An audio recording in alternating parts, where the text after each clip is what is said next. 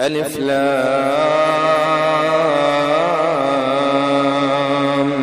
ميم. ذلك الكتاب لا ريب فيه هدى للمتقين الذين يؤمنون بالغيب ويقيمون الصلاة ومما رزقناهم ينفقون والذين يؤمنون بما أنزل إليك وما أنزل من قبلك وبالآخرة هم يوقنون أولئك على هدى من ربهم وأولئك هم المفلحون إن الذين كفروا سواء عليهم أأنذرتهم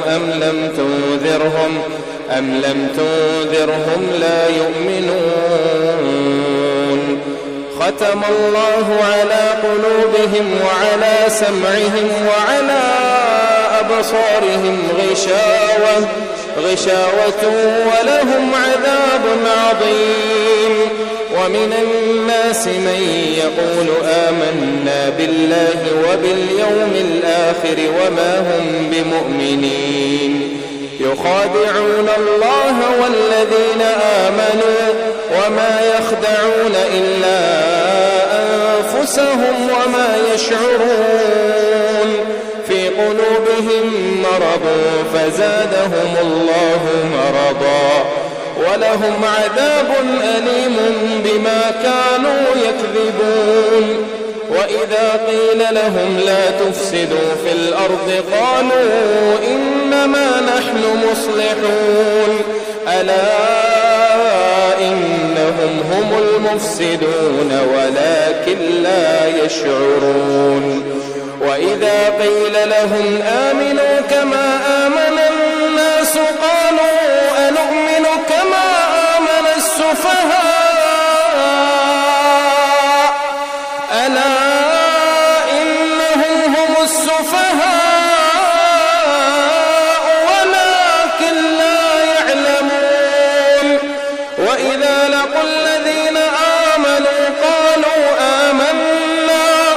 وإذا خلوا إلى شياطينهم قالوا إنا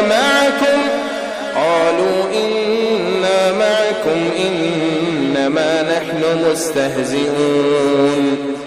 الله يستهزئ بهم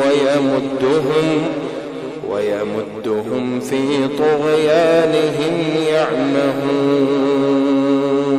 أولئك الذين اشتروا الضلالة بالهدى فما ربحت تجارتهم وما كانوا مهتدين مثلهم كمثل الذي استوقد نارا فلما أضاءت ما حوله ذهب الله بنورهم وتركهم في ظلمات لا يبصرون صم بكم عمي فهم لا يرجعون أو كصيب من السماء فيه ظلمات ورعد وبرق يجعلون أصابعهم في آذانهم من الصواعق حذر الموت والله محيط